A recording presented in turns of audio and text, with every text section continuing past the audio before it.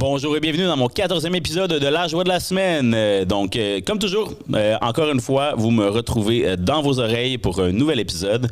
Et cette semaine, comme à chaque fois, 5 événements, 5 initiatives, 5 nouvelles et 5 coups de main, des choses intéressantes qui peuvent se passer. D'ailleurs, justement, dans les événements, cette semaine, je vais vous parler de ce qui s'en vient la semaine prochaine, notamment le Sommet Climat Montréal, que d'ailleurs, j'ai pas parlé la semaine dernière quand j'ai fait une revue des événements du mois d'avril, mais ça s'en vient la semaine prochaine, le 16. Donc, je pense que ça va être un grand événement fort intéressant. Également un portrait, d'ailleurs, au lieu d'initiatives ponctuelles, un portrait des initiatives de financement qui existent pour les entrepreneurs. Donc, je vais faire un petit topo là-dessus. Ensuite, bien sûr, je vais vous parler des nouvelles qui ont attiré mon attention. Après tout, c'est une revue de presse que je vous fais également à chaque semaine. Notamment la nouvelle cohorte VMAX de Québec Tech, donc les entreprises accompagnées par VMAX, mais également le nouveau financement de 150 millions de dollars annoncé par la BDC en sciences de la vie et d'autres nouvelles, bien sûr. Et comme à chaque semaine, je vais faire un petit commentaire éditorial, mais cette fois-ci, je vais faire une analyse du rapport de Finance Montréal et de Station FinTech sur les FinTech au Québec. Ailleurs. C'est peut-être un peu pour ça que je suis habillé comme ça dans une niaise. J'ai pris un photoshoot un peu plus tôt aujourd'hui, donc je suis resté habillé comme ça, mais ça fait toujours un peu classe de parler de finance habillé, un peu comme un gars de la finance. Nous sommes le 10 avril 2026, je m'appelle Guillaume Lajoie et en direct du studio de Startup Fest à Accès, vous écoutez La Joie de la semaine, ma chronique du moment dans la tech au Québec.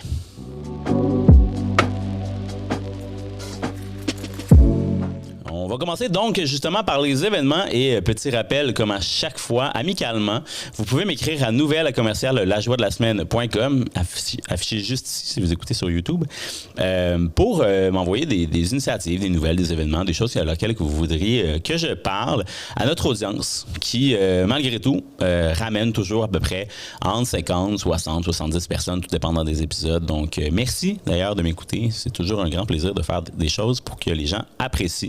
Vous pouvez m'écrire également pour me dire « Lâche pas Guillaume, on t'aime ». Voilà donc les événements pour la semaine prochaine. Ça fait plusieurs fois que je vous en parle, mais je vous en reparle encore une fois, bien entendu, la semaine prochaine. Je suis au rendez-vous numérique. Moi, je vais y être le mercredi et le jeudi. Donc, le rendez-vous numérique à Québec, 3 jours de conférences très pertinentes. L'événement mené par Capital Numérique. Donc, si vous n'êtes pas encore, vous n'avez pas encore pris votre billet, toujours possible. Il y a même beaucoup plus d'informations qui sortent sur les événements. Des excellents 5 à 7, notamment un par le CCI avec la FTQ, un autre avec la Kitroï. Donc voilà, du beau contenu. Ensuite, bien sûr, la semaine prochaine, également le 15 avril, il y a le FERA du Regroupement des jeunes chambres de commerce de Montréal. C'est la 11e édition, encore une fois, cette année, au Centre Mont-Royal à Montréal. Pour ceux qui savent peut-être, dans le fond, c'est que le FERA, normalement, était prévu pour le 13 mars et à cause d'une grosse tempête de verglas, ça a été déplacé au 15 avril. Mais le contenu semble tout autant intéressant, donc n'attendez pas. Vous pouvez continuer, vous pouvez prendre votre billet jusqu'à même à l'entrée à la porte. C'est sûr que ça va vous coûter un peu plus cher, mais c'est pas très dispendieux. Personnellement, une journée de conférence avec le regroupement des jeunes chambres de commerce, c'est toujours un excellent bonheur. Et le 16 avril, le jeudi, c'est un trio d'événements de grande ampleur quand même qui se passe à Drummondville, Montréal. Le 16 avril, donc, il y a le forum printanier de l'APDEC. L'APDEC, qui est l'Association des professionnels en développement économique du Québec. Donc, c'est le rendez-vous incontournable. À chaque année, ils font un forum. Ça permet également aux conseillers de développement économique de pouvoir se monter en compétences, mais c'est ouvert quand même à un public plus élargi. Donc, si vous êtes dans le développement économique, ça vous intéresse, à l'AP de Drummondville, il y a clairement quelque chose qui peut vous intéresser là. C'est sûr que pour les entrepreneurs, c'est peut-être moins votre tasse de thé, mais sachez que ça se passe. Puis l'APDEC, c'est une organisation surveillée qui a à peu près une quarantaine, cinquantaine de conseillers en développement économique accrédités. Vous pouvez regarder ce qui se passe de ce côté-là. Toujours du 16 avril, le congrès annuel de Réseau Capital. J'en ai pas parlé encore une fois aussi dans les grands événements d'avril parce que je voulais quand même concentrer mon énergie avec des événements qui avaient plus une saveur entrepreneuriale. Mais sachez-le, si vous êtes dans le secteur de l'investissement, vous voulez parler avec des investisseurs, sachez que le congrès rassemble beaucoup d'investisseurs et ça a lieu au Windsor, encore une fois, cette année. Donc, comme c'est l'événement fort de l'industrie du capital d'investissement, ça peut être une bonne idée d'être dans le coin si vous voulez parler avec des investisseurs, pouvoir être capable de rencontrer des gens. Ils vont être dans l'environnement. Ça se peut qu'il y ait 5 à 7 après, donc nécessairement, c'est toujours une bonne idée si vous êtes entrepreneur. Mais sinon, également, si vous voulez participer, c'est encore possible. Il faut être membre, toutefois, de Réseau Capital. Ça reste quand même que ça coûte un peu d'argent. Et toujours le 16 avril, comme je vous le disais en intro, le Sommet Climat Montréal, un rendez-vous justement pour tous les gens du milieu économique, philanthropique, institutionnel, pour parler de climat et de changement climatique. Donc, c'est au Grand Quai du port de Montréal le 16 avril. Et d'ailleurs, si vous avez vu passer, il y a une grappe, en tout cas plusieurs organisations ensemble, dont Ecotech Québec, Montréal Envivo, les grappes industrielles montréalaises, qui ont décidé de se réunir pour créer une initiative qui s'appelle Impact. Il y aura plus de détails révélés à ce moment-là. J'en parlerai probablement la semaine prochaine si c'est déjà annoncé. Donc, à suivre à ce niveau-là. Voici pour les événements. Bien entendu, regardez toujours vos répertoires d'événements et pour tous les webinaires et ateliers et choses en ligne que vous pouvez retrouver qui auront lieu la semaine prochaine. Donc, c'est ça. Pour ce qui est des initiatives de financement et d'accompagnement, je vous nomme, comme je vous l'ai dit en intro, 5 initiatives, mais de financement qui, à ma connaissance, sont ouvertes pas mal tout le temps. Mais parce que c'est le fun, des fois, de parler d'initiatives qui sont ponctuelles avec des dates d'inscription comme les prix, le Gala de l'innovation de l'ADRIC ou la Maison d'innovation sociale ou d'autres qui sont ouverts encore, d'ailleurs, si vous voulez déposer votre candidature. Mais il y a toujours du financement disponible, puis c'est important de le dire et d'expliquer comment ça fonctionne. Fait que je vais faire un petit topo de 2-3 minutes sur ce sujet. Donc, le premier, c'est le Fonds local d'investissement. Les fonds locaux d'investissement, dans le fond, c'est une initiative du gouvernement du Québec. C'est un outil de financement qui est géré par les MRC, donc localement, subrégionalement, ce qu'on peut dire, qui accorde des prêts qui peuvent aller jusqu'à 150 000 $ sur 12 mois. Autant pour les OBNL, mais les entreprises à but lucratif, donc les entreprises, pour 4 types de projets. On parle de démarrage, amélioration, croissance, expansion et relève entrepreneuriale. Donc, on parle d'aide financière qui peut aller jusqu'à 50% des dépenses admissibles. C'est vraiment un levier de financement qui est accessible rapidement. Il y a souvent du soutien même avec du financement d'Investissement Québec ou de la BDC. Donc, c'est très complémentaire à ce qui existe déjà. Donc, ça ne vient pas mêler vos ratios, si on peut dire. J'allais dire un autre mot, mais voilà. Puis, c'est vraiment des modalités qui sont très flexibles. Fait que peu importe la région dans laquelle vous êtes, parlez avec votre conseiller local, que ce soit de la MRC, donc via, pas la SRDC, mais vraiment les personnes qui sont au développement économique dans la MRC. Moi, de mon côté, notamment, c'est à Laval économique. Ici, à Montréal, ça peut être avec PME Montréal, qui vont s'occuper de la gestion des fonds locaux d'investissement. C'est pas un organisme qui s'appelle Fonds locaux d'investissement, c'est des organismes locaux qui s'occupent de la gestion de ces fonds-là. Donc, vraiment, c'est ça une bonne façon d'aller chercher un financement qui vient du gouvernement du Québec. L'autre, une deuxième initiative qui s'appelle Futurpreneur. Peut-être, je suis pas mal sûr que vous connaissez, en tout cas, j'espère que vous connaissez, mais ça, c'est du prêt, principalement. Du prêt qui peut aller jusqu'à 75 000 $. Donc, il y a 25 000 qui est offert par Futurpreneur en tant qu'organisation et il y a un supplément de 50 000 qui peut être offert via la BDC. Des taux de prêt qui sont différents. Bien sûr, le financement même, le pourcentage de financement va varier selon votre dossier de crédit ou selon votre compagnie. Mais honnêtement, c'est des bons termes de paiement, généralement pendant plusieurs, même 12 mois, des fois 24 mois. Vous avez juste à payer les intérêts, pas le capital dans le remboursement du prêt. C'est vraiment une bonne façon de structurer votre croissance, même créer un fonds de roulement pertinent pour justement payer des salaires, payer des professionnels. Ça vient également avec du mentorat. Il y a des offres spécifiques pour certains membres de la communauté noire, certains membres de la communauté autochtone. Et même si vous êtes flexipreneur, c'est-à-dire que si vous êtes employé à temps plein, vous créez votre entreprise, vous voulez déjà accéder du financement pour vous payer, verser un salaire ou pour payer des contractuels, c'est possible. Les preuves sont là. Futurpreneur a soutenu jusqu'à 21 000 jeunes entrepreneurs partout au Québec, partout au Canada. Il faut dire que d'ailleurs, un financement de Futurpreneur, c'est 18-39 ans. Donc, c'est important à garder en tête. Certains de ces financements-là ne sont pas toujours disponibles aux plus vieux. C'est dommage, mais c'est comme ça. Mais Futurpreneur, si vous n'avez pas déjà, vous ne connaissez pas l'initiative, allez regarder ce qui se passe. C'est du financement accessible. Puis moi, justement, je fais une demande. Puis honnêtement, ça vaut quand même très bien, très accessible, très facile. Bien sûr, c'est du prêt. Puis qu'ils ont tout intérêt à nous le livrer parce qu'après ça, il y a des conditions à remplir. Donc, repayer le prêt. Donc, voilà. Autre initiative de financement, c'est Microcrédit Créavenir. Ça, c'est uniquement offert par Desjardins. Donc, il faut avoir son financement dans une institution bancaire de Desjardins. Mais toutefois, c'est un financement quand même intéressant avec un levier intéressant. Créavenir, spécifiquement, bien sûr offert aux 18-39 ans, encore une fois, mais ça donne accès à une marge de crédit, une carte de crédit, même jusqu'à 1 000 $, potentiellement même des bourses. Donc, c'est une bonne façon de pouvoir construire votre historique de crédit auprès de l'institution bancaire. Similairement, microcrédit, qui est plus du financement pour des besoins modestes. Donc, si on parle de financement en bas de 25 000 $, microcrédit peut être là. Mais microcrédit Créavenir, 2 leviers de financement très accessibles, très disponibles pour Desjardins. Puis c'est vraiment soutenu par Desjardins Entreprises, fait que c'est vraiment là pour les entreprises, pour les entrepreneurs qui veulent se lancer. Quatrième initiative de financement qui peuvent être intéressantes pour vous, Evol. Evol, qui s'appelait, honnêtement, Femmes et Sœurs, je pense, dans le temps. Mais clairement, c'était un axe très femme.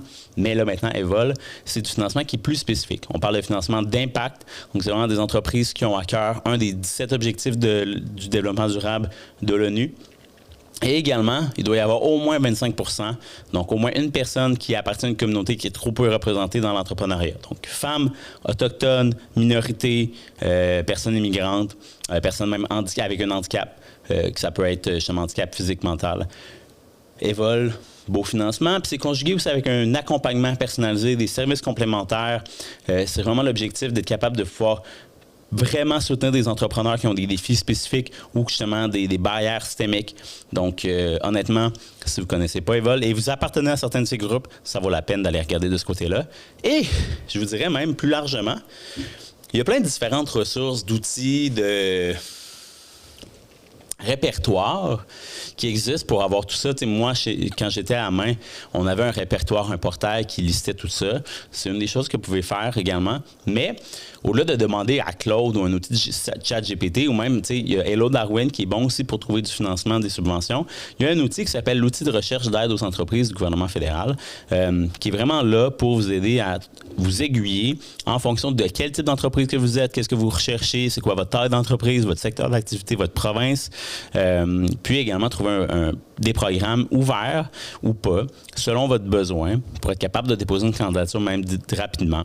Donc, outils de recherche d'aide aux entreprises, si vous ne le connaissez pas, c'est un trésor caché de ce que le gouvernement fédéral est capable de faire, mine de rien.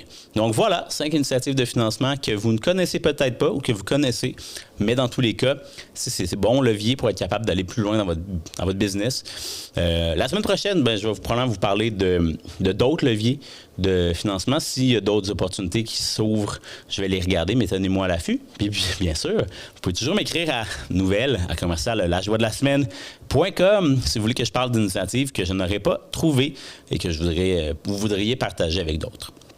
Donc voilà pour les initiatives, les événements. Maintenant, ce qui s'est passé dans la dernière semaine, donc un petit topo sur les nouvelles. On va commencer par les 5 startups qui ont fait la une dans la dernière semaine. Et la première, comme à chaque semaine, depuis 3 ou 4 semaines, c'est la jeune entreprise québécoise innovante de InfoBref. Donc, on parle de BiaSafe. Écrivez-moi au pire si jamais je le prononce mal. BiaSafe, en fait, c'est une compagnie montréalaise qui a créé un logiciel qui automatise des tâches requises pour la création et la gestion de fonds. Donc, on parle vraiment de fonds gérés par des gestionnaires de fonds ou des grosses caisses ou des investisseurs, des family office. On parle vraiment dans ces secteurs-là. Puis, c'est vraiment pour diminuer les frais qui sont payés par les détenteurs de titres. Ils ont déjà une bonne traction. Dans l'article, ça le précise. Un partenaire avec l'Université de Concordia pour le développement du volet IA, avec Morningstar, qui est une plateforme de gestion de données financières hautement prisée aux États-Unis. Donc, voilà. Allez lire l'article dans InfoBref. Et si vous n'êtes pas abonné encore à InfoBref, qu'est-ce que vous faites? Vraiment, je me pose de sérieuses questions.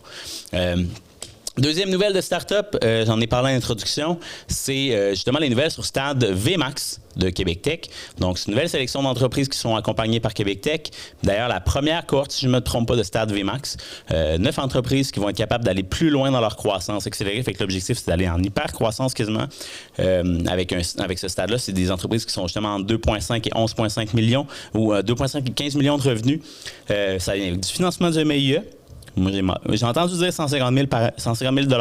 Peut-être que je me trompe, mais dans tous les cas, c'est un investissement qui est directement livré par le MIE.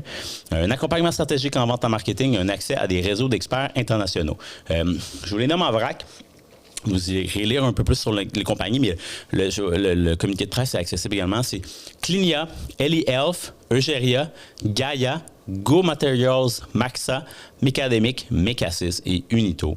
Bien entendu, la plupart des entreprises sont basées à Montréal. Gaia est à Québec, Go Materials à Pincourt. On parle d'entreprises en B2B, en génie conseil. On parle de bras robotiques, notamment pour Mecademic, ou même un fabricant de laser robotisé, donc Mecasys. Donc, bravo aux 9 entreprises sélectionnées. Bravo à chacune aussi des organisations qu'ils ont soutenues dans tout leur parcours, parce que nécessairement, ces entreprises-là ne sont pas arrivées là tout seules. Ils ont un écosystème, un village qui les aide à grandir. Donc, bravo à ces 9 entreprises-là. D'ailleurs, Parlant de Egeria, parce que je les ai nommés parmi les 9, cette entreprise-là, c'est ma 3e nouvelle d'ailleurs de start-up que je vous parle aujourd'hui. L'entreprise figure dans un palmarès canadien relativement très enviable.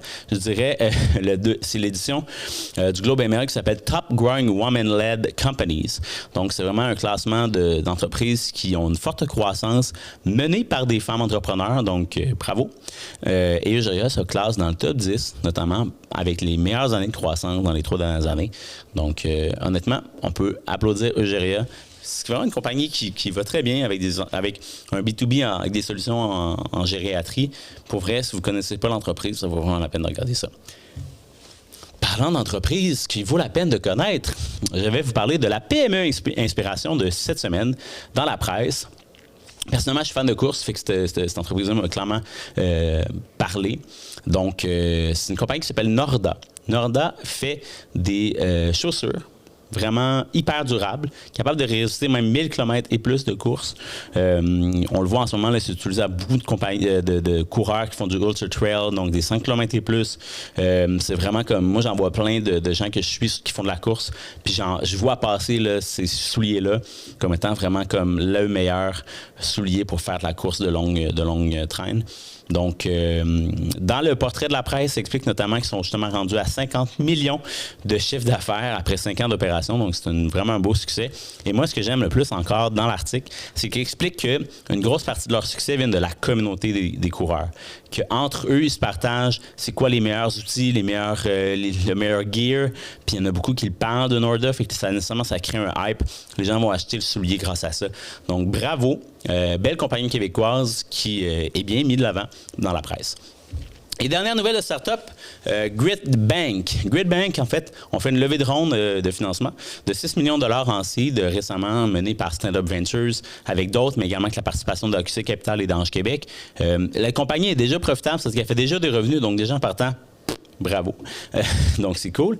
Et selon les indications de la fondatrice dans l'article de BetaKit qui partage cette nouvelle, l'objectif, c'est vraiment de rendre disponibles des vidéos qui sont non utilisées par des utilisateurs pour des compagnies qui veulent faire la promotion de leurs produits. Donc, faire du User-Generated Content, qu'on appelle du UGC.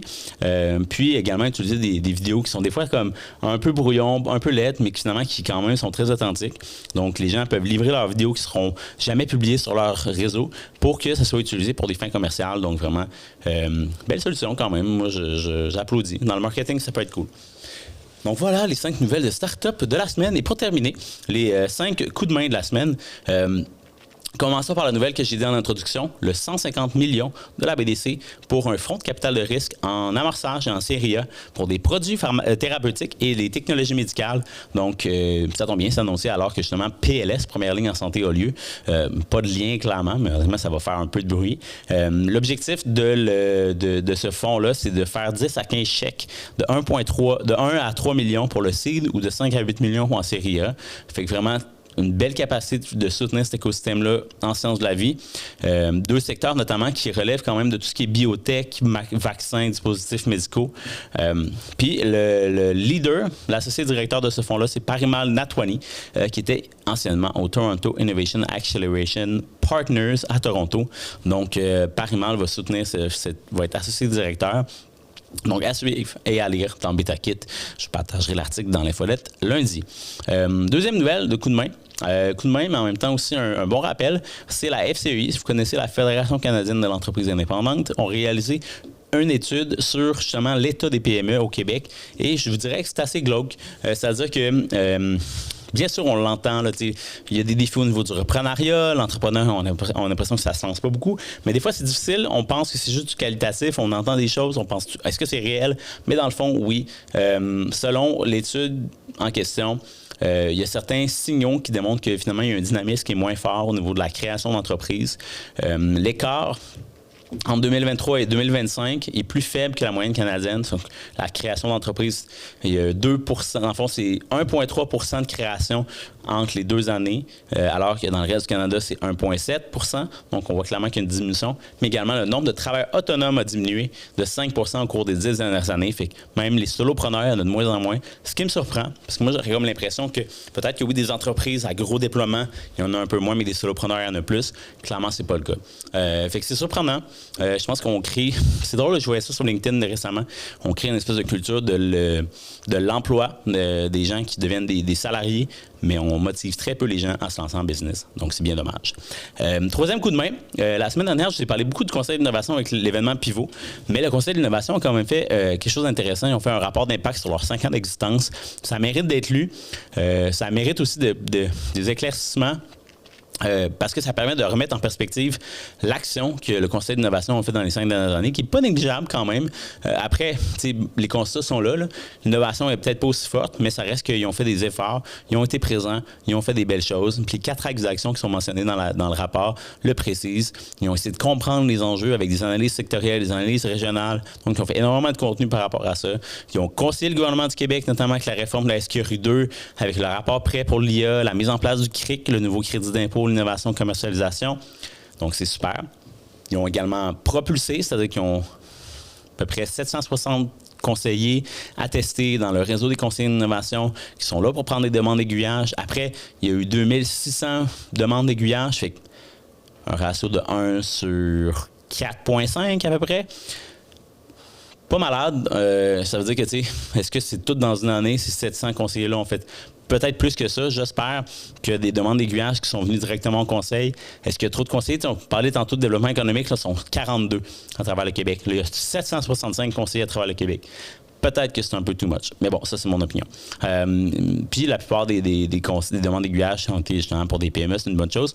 Puis, bien sûr, le 4e axe, c'est la promotion, la tournée de l'innovation l'innovateur en chef, des communautés virtuelles actives. Donc, ça vaut la peine, honnêtement, de lire, de regarder, de voir ce qui se passe au niveau du conseil d'innovation si vous ne connaissez pas l'organisation. Je dois constater, est-ce qu'après 5 ans, ça mérite d'être poursuivi? Après, c'est quand même une commande très claire, associée très clairement au gouvernement du Québec actuel avec la CAQ. Est-ce qu'avec un nouveau parti, ça va changer? À voir.